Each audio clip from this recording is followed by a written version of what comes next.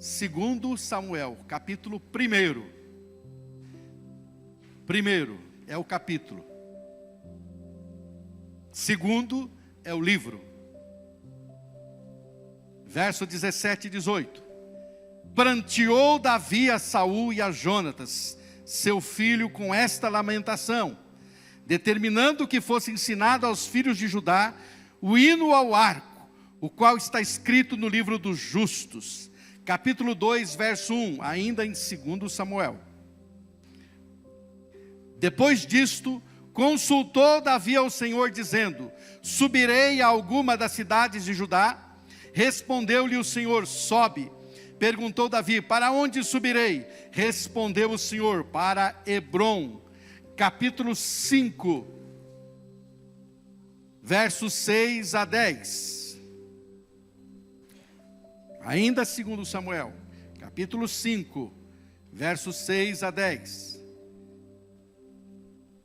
Partiu o rei com os seus homens para Jerusalém contra os jebuseus que habitavam naquela terra, e que disseram a Davi: não entrarás aqui, porque os cegos e os coxos te repelirão.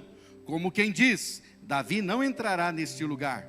Porém Davi tomou a fortaleza de Sião. Esta é a cidade de Davi. Davi naquele dia mandou dizer: todo que está disposto a ferir os jebuseus, suba pelo canal subterrâneo, e fira os cegos e os coxos, a quem a alma de Davi aborrece. Por isso se diz: nem cego nem coxo entrará na casa. Assim habitou Davi na fortaleza, e lhe chamou a cidade de Davi. Foi edificando em redor, desde Milo para dentro. Ia Davi crescendo em poder cada vez mais, porque o Senhor, Deus dos exércitos, era com ele. Amém? Deus, que a tua palavra tenha livre curso, e que nada impeça o teu agir nesta manhã, através da tua bendita palavra, em nome e para a glória de Jesus. Amém. Obrigado, irmãos, podem sentar. Prepare-se para as mudanças. Repita comigo: prepare-se. Nós vamos prosseguir trabalhando o verbo preparar, tomando por base a vida de Davi. Nós estamos falando sobre a importância de estar preparado, habilitado, em condições, pronto para as circunstâncias da vida, para os desafios da vida e para aquilo que Deus tem para nós como missão. O que nós já aprendemos até aqui? Nós aprendemos que nós precisamos nos preparar para as estações da vida. Estação do esquecimento, estação do sucesso, estação dos desertos, estação das promessas cumpridas e estação também das tentações. Nós aprendemos também que precisamos nos preparar para as pedradas da vida. E como reagir às pedradas? Entendendo-as como processo no nosso crescimento, não nos deixando influenciar por terceiros e ainda não cultivando o espírito de vingança e de revanchismo. Vimos também a importância de estarmos nos preparando para a missão. Domingo passado vimos isso. E o preparo para a missão, há elementos importantes nesse preparo. Entre eles, nós não devemos fazer nada sem consultar ao Senhor. Mesmo que pareça ser o óbvio, não devemos fazer sem primeiro saber de Deus o que Ele quer para a nossa vida.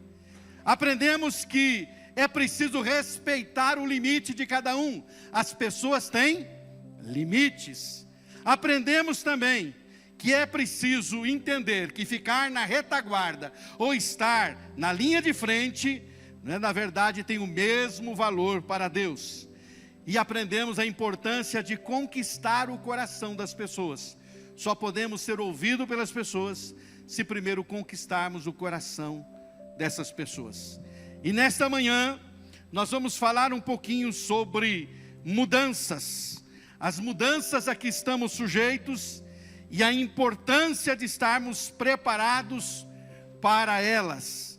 Davi mudou o seu status de fugitivo a governante. Num primeiro momento tornou-se rei de Judá e mais tarde rei de todo Israel. essa mudança de status trouxe para Davi alguns desafios, que também são desafios pertinentes a nós hoje, do século 21.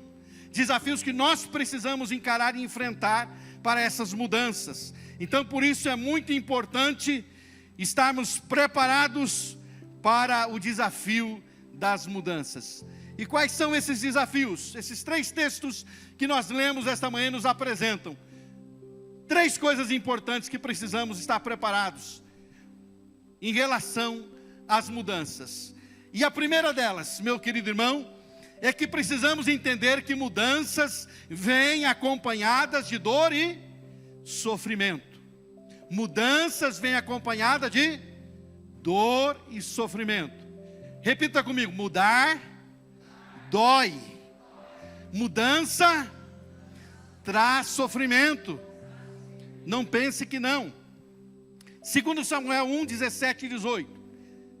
É o que nós encontramos Davi sentindo agora uma forte dor, sentindo agora no seu coração uma perda muito grande.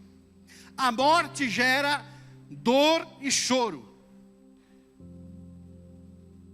Dor e choro. Eu creio que se eu perguntar, todos nós já perdemos algum ente querido. E alguns bem chegados. Isso gera dor e choro. Jesus chorou diante do túmulo de Lázaro, mesmo sabendo que ia ressuscitá-lo. Preste atenção nisso. Você está comigo aqui? Então preste atenção. Jesus chorou diante do túmulo de Lázaro.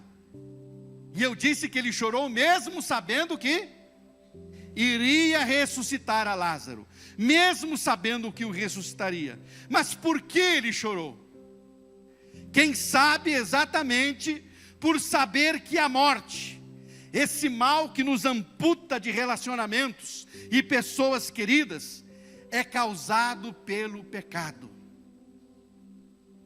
Jesus externou a sua dor exatamente por isso, porque ele sabia exatamente que a morte é consequência direta do pecado, e que isso só teria jeito com a sua morte e o seu sacrifício na cruz do Calvário, porque foi ali que ele derrotou a morte.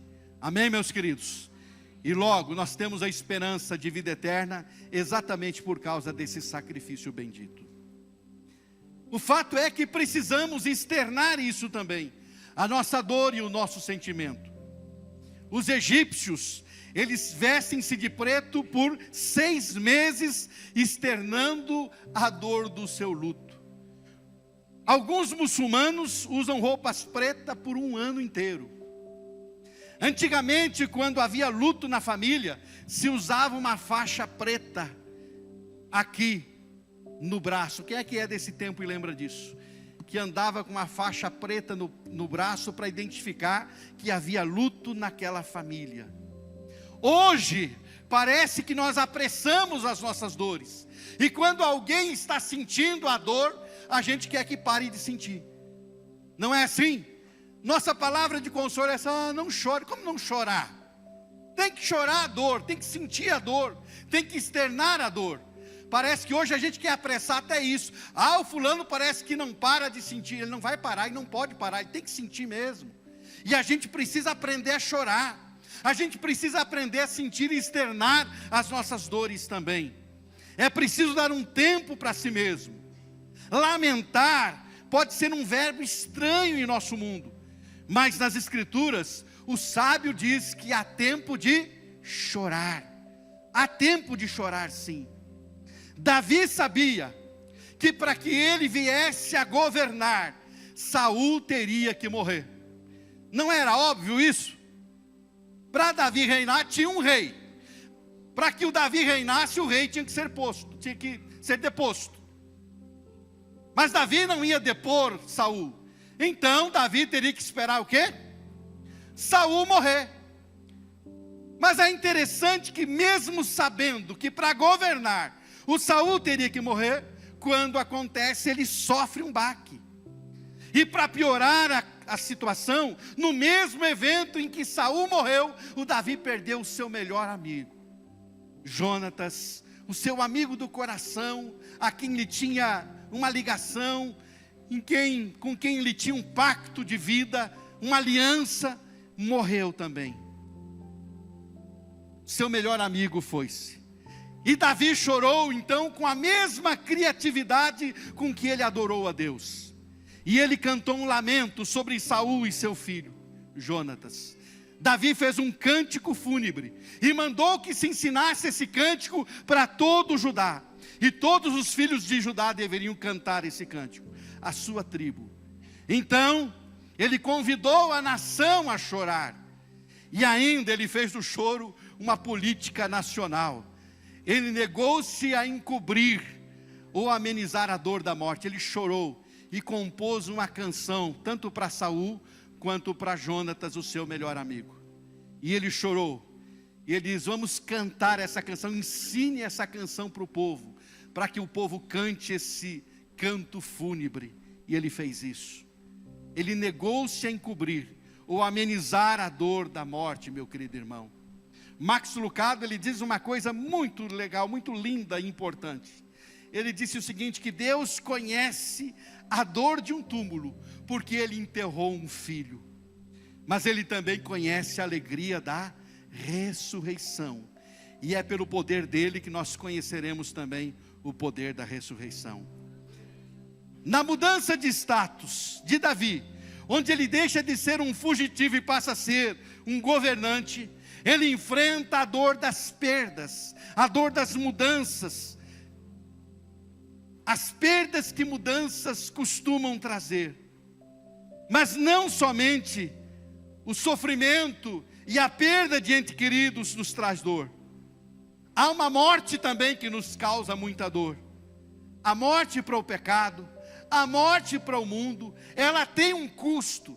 A nossa carne geme, a nossa carne não quer morrer, mas ela precisa morrer. Para haver mudança, ela tem que morrer. E trazendo para aqui, para o contexto espiritual, eu quero dizer para você, que para que Davi reine, o Saul precisa morrer. Para que o Davi reine, Saul tem que morrer. O velho eu, a velha criatura, as velhas manias precisam morrer. A morte para o pecado e para o mundo tem um custo, e nos custa alguma coisa. Aí somos nós quem temos que morrer. E isso também traz dor. A dor das perdas, sim. Quando você morre para o mundo, quando você morre para o pecado, você perde. Perdemos amigos.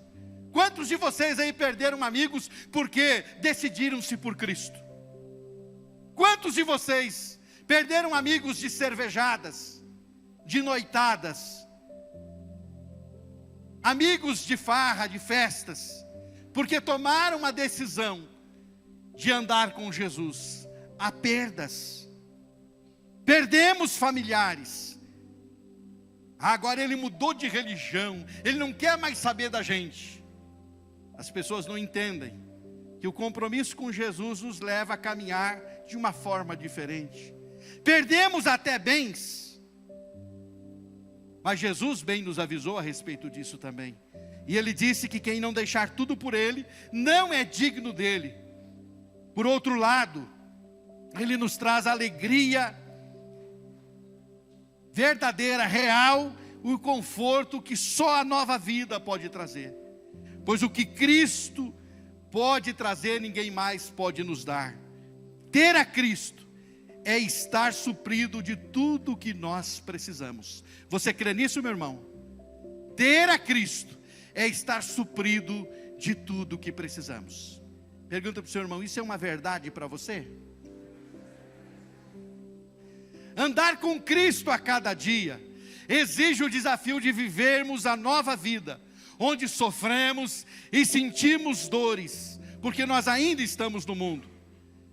Mas também traz consigo uma nova posição em Cristo. De perdidos, de fugitivos, nos tornamos herdeiros com Ele de todas as coisas. Por isso, querido irmão, querida irmã, chore as suas dores, mas encha-se da esperança que a vida de Cristo nos traz. Encha-se dessa esperança, mas saiba disso, mudanças trazem consigo a dor e o sofrimento também. E lembre-se disso, eu sou cristão, eu sirvo a Jesus, eu não poderia passar por esse sofrimento. Onde é que está escrito isso? Acha isso na Bíblia para mim que eu vou acreditar. Onde é que está escrito isso na sua Bíblia? Mostra para mim. Que você como cristão não pode sofrer, não pode ter perda, não pode ficar enfermo, não pode perder familiar querido, que você ama tanto e você orou tanto para não morrer, mas morreu. Onde é que está escrito na sua Bíblia que você está isento disso? Mostra para mim, e quem sabe eu adote a sua Bíblia. Na minha Bíblia não tem nada disso escrito. Agora a minha Bíblia diz que a mudança, quando você quer mudar de condição, isso exige alguma coisa de você, e vai sempre trazer dor e sofrimento, mas ao mesmo tempo vai trazer o consolo e a esperança que Cristo traz ao coração daqueles que desejam mudar de vida para servi-lo de todo o coração. Amém, meus irmãos? É preciso também entender que as mudanças, elas só são seguras na direção de Deus, querido irmão. Mudança só é segura na direção de Deus. Essa é a segunda coisa que nós precisamos aprender. É muito importante que aprendamos isso. Estarmos preparados para sempre seguir a direção de Deus. Esteja preparado, irmão. Nós estamos falando de preparar-se para as mudanças. E uma das mudanças importantes que precisa acontecer na nossa vida é a mudança que nos leva sempre a seguir somente a direção de Deus, só. Mudanças só são seguras na direção de Deus. Segundo Samuel 2:1. Agora Davi quer saber que rumo tomar. Para onde ele vai? Saul morreu, Jonatas morreu, o que eu faço agora? Qual a direção que tomo? Uma das maiores perguntas da vida é: como posso saber o que Deus quer que eu faça? É ou não é uma das grandes perguntas que a gente sempre faz? Como eu posso saber o que Deus quer que eu faça? Muitas pessoas muitas vezes me perguntam: pastor, como eu posso saber o que Deus quer que eu faça? Como eu posso saber o que Deus quer para a minha vida? Aceito o emprego ou desisto do emprego? Saio de casa ou fico em casa? Faço ou compro? Davi, ele adquiriu o hábito de apresentar as suas opções a Deus. Eu falei no domingo passado sobre a necessidade de consultar a Deus. Nós precisamos, para cumprir a nossa missão, aprender a consultar a Deus. Davi fazia isso, mas preste atenção nisso. Davi ia um pouquinho além. Por quê? Porque ele não só consultava a Deus, ele seguia a direção de Deus. Entendeu, irmão? Não basta consultar a Deus, é preciso que sigamos a direção de Deus. Tem um monte de gente consultando a Deus, mas não seguindo a direção de Deus. Querem saber de Deus o que fazer por duas razões. A primeira razão que leva muita gente a querer saber o que Deus quer para a sua vida é por curiosidade. Por que você quer saber? Eu quero saber, estou curioso. Só por curiosidade. E a segunda razão que leva muita gente a querer saber é exatamente para saber se Deus vai confirmar aquilo que elas querem. Você não vai fazer? Não, Deus não confirmou o que eu queria, então não faço. Na verdade, elas querem consultar Deus para ver se Deus vai dizer: sim, senhor, sim, senhora, faça assim, é do seu jeitinho mesmo. Então consulta a Deus não é para seguir a direção de Deus, é simplesmente para saber se vai bater com o que pensa. E se bate com o que ele pensa, ele fica todo feliz. Só Deus confirmou. Agora, se não bate com o que ele pensa, o que ele quer fazer, ele fica bicudo. Ele diz: mas não vou fazer do meu jeito mesmo. Então, meu querido irmão, quer dizer que mudanças, elas só são seguras se você seguir a direção de Deus. Não basta consultar a Deus. Davi consulta a Deus, e ele consulta a Deus com uma ferramenta fascinante: o colete sacerdotal, a estola sacerdotal. Quando Abiatar, o sacerdote, foge de Nobe, onde a sua família foi executada, todos os sacerdotes foram mortos por Saul, ele foge e leva consigo a estola sacerdotal, ele leva consigo o colete sacerdotal, onde tinha as pedras de Urim e Tumim. Através da consulta daquelas pedras, podia-se saber o que Deus queria que se fizesse. Aliás, esses termos Urim e Tumim, ninguém sabe ao certo o que significa essas expressões. O mais provável que signifique é luz e perfeição. O mais provável. Segundo comentaristas bíblicos, não há uma definição correta, mas o mais provável é que ela signifique, Urim e Tumim, luz e perfeição. Através dessas pedras, Deus indicava o que deveria ser feito. E eu quero dizer para você, querido, que Deus não mudou. O Deus que promete guiar-nos, Ele continua a nos guiar. O Deus que guiou Davi, guia você também. No Salmo 32, verso 8, o Senhor diz: eu o instruirei e o ensinarei no caminho em que deve seguir. Em Isaías 30, 21, ele diz: quer você volte para a direita ou para a esquerda, uma voz atrás de você dirá: este é o caminho, siga-o. E Jesus ainda vai nos dizer em João 10, 27, as minhas ovelhas ouvem a minha voz.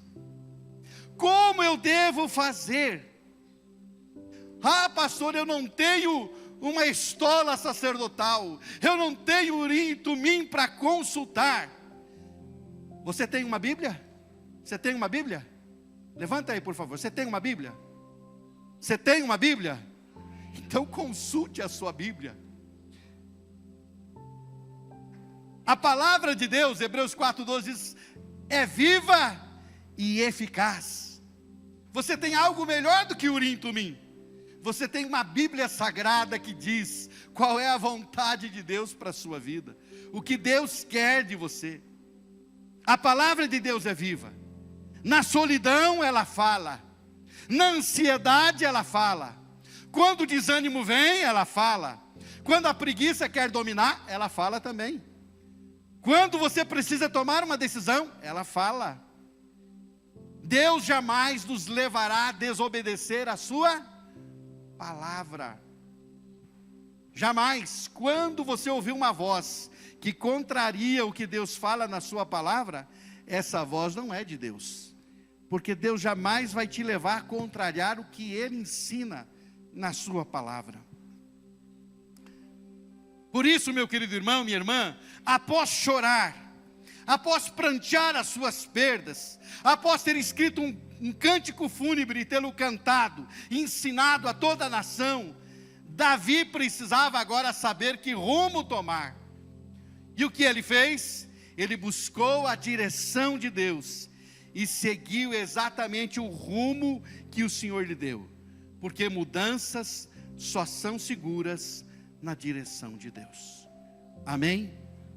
Então diga para o seu irmão: só mude se tiver a direção de Deus. E em terceiro lugar, queridos, mudanças exigem conquista de fortalezas. Segundo Samuel 5, de 6 a 10.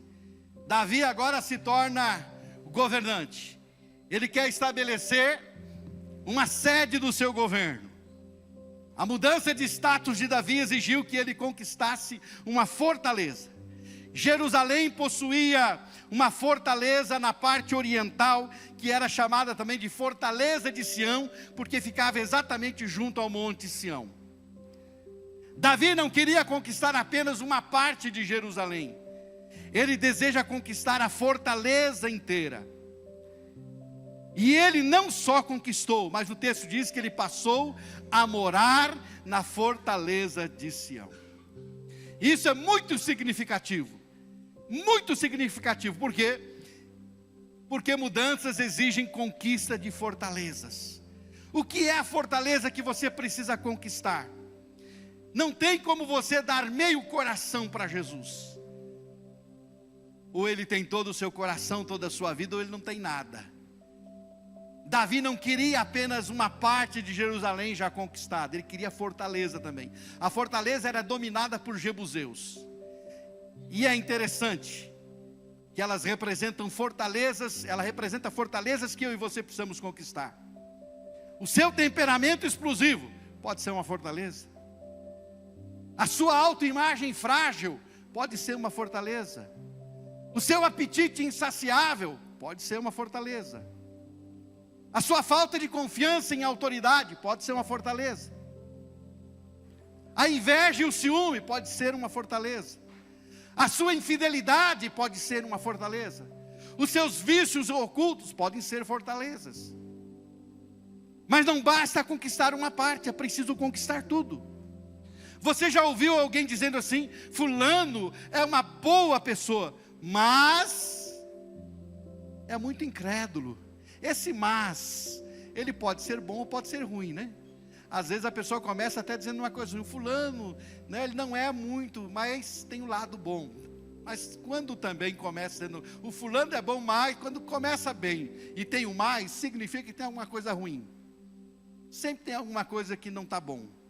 Mas Beltrano é legal, mas não dá para confiar no que ele diz. Fortalezas são desafios velhos, difíceis, desanimadores.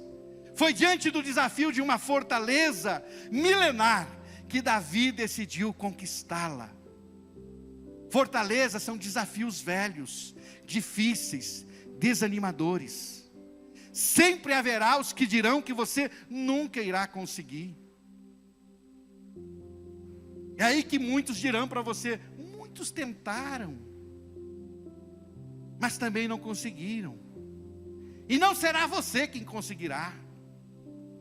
Os jebuseus que habitavam na fortaleza desafiaram Davi, dizendo que jamais ele conseguiria tal façanha. Isso desanimou Davi? Não, pelo contrário. A incredulidade dos jebuseus de que Davi conseguisse conquistar a fortaleza foi uma motivação a mais. Inclusive os jebuseus zombaram de Davi, dizendo: aqui até os cegos e os aleijados podem defender essa fortaleza, porque ninguém entra. Se eu colocar cego e aleijado para defender a fortaleza, ela ainda vai permanecer de pé. E Davi então sentiu aquilo, uma motivação maior, e ele disse para os seus soldados: entrem, tome posse da fortaleza e matem os aleijados e os cegos que a alma de Davi aborrece tanto. Porque ele foi aqui desafiado. Para isso Davi foi uma motivação a mais. Quem sabe muitas pessoas têm lhe dito palavras desanimadoras: você nunca vai superar os seus maus hábitos, você jamais conseguirá superar seus vícios, você continua o mesmo de sempre, você nunca vai mudar. Palavras de desânimo, palavras que colocam para baixo. Mas Davi conquistou a fortaleza, e você pode conquistar a sua fortaleza também, meu irmão. Olha para o seu irmão e diga para ele assim: olha para o seu irmão e diga: não sei qual é a sua fortaleza, mas você pode conquistá-la. Agora olha aqui para mim, que eu vou dizer para você uma coisa: não dialogue com o diabo, não converse com o diabo, não dê ouvidos às vozes de escárnio e de desânimo. Há dois tipos de pensamento rondando as nossas mentes. Um diz: sim, você pode. O outro diz: não, você não pode. Um diz: Deus irá lhe ajudar. O outro diz: não, Deus te abandonou. Um diz: o Senhor está com você. O outro diz: não, Deus não está com você. Um fala a linguagem dos jebuseus, o outro fala a linguagem do céu. Um quer colocá-lo para cima, outro quer colocá-lo para baixo. Mas ouça a voz de Deus. E aí, se você está com a sua Bíblia aberta, 2 Samuel capítulo 5, é onde nós estamos agora. Olha o verso 10, só um pouquinho, o versículo 10. E no versículo 10 vai dizer o seguinte: qual era o segredo de Davi para conquistar as fortalezas? O que está escrito na sua Bíblia no verso 10? 2 Samuel 5:10. O que está escrito na sua Bíblia? Leia bem alto aí. Pode ler para você escutar, bem alto.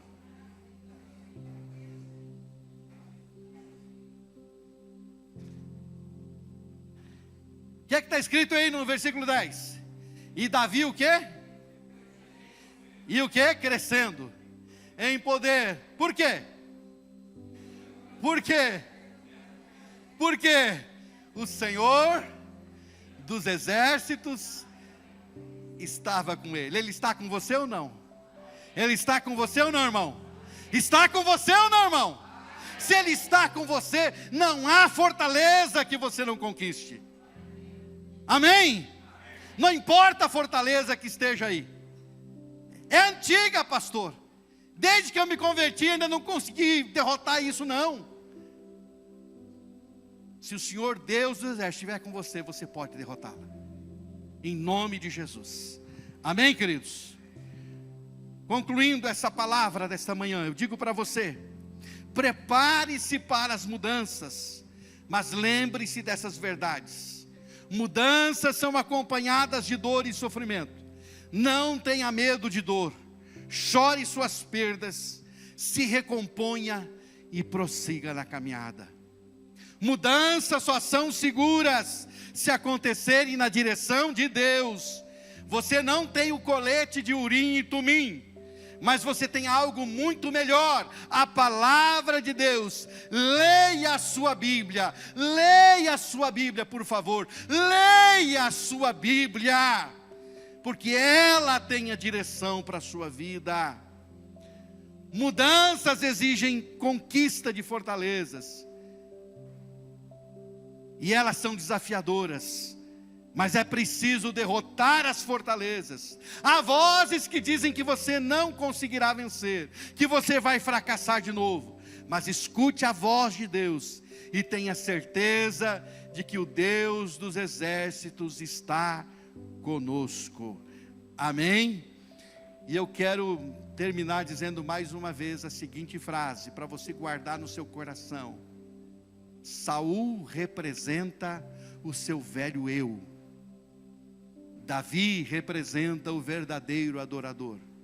Repita comigo: Saul representa o meu velho eu. Davi representa o verdadeiro adorador. Então agora guarde no seu coração: para Davi reinar, Saul tem que morrer. Para Davi reinar, Saul tem que morrer. Teu velho homem, tua velha criatura precisa morrer, para que o novo ser projetado no céu possa viver plenamente, e você seja um verdadeiro adorador do Senhor. Se você foi tocado por essa mensagem, não deixe de curtir esse vídeo. Inscreva-se no nosso canal no YouTube, e assim você pode ter acesso a mais mensagens como essa para edificar a sua vida. E se você deseja fazer parte da nossa igreja, ter mais acesso às nossas informações e novidades, é só você baixar o nosso aplicativo no seu celular. Baixe gratuitamente. É só você abrir a loja virtual no seu celular e digitar IBI Cascavel. Ali você baixa o nosso aplicativo e tem mais acesso às nossas novidades, e faz parte dessa família também. Deus te abençoe e um grande abraço.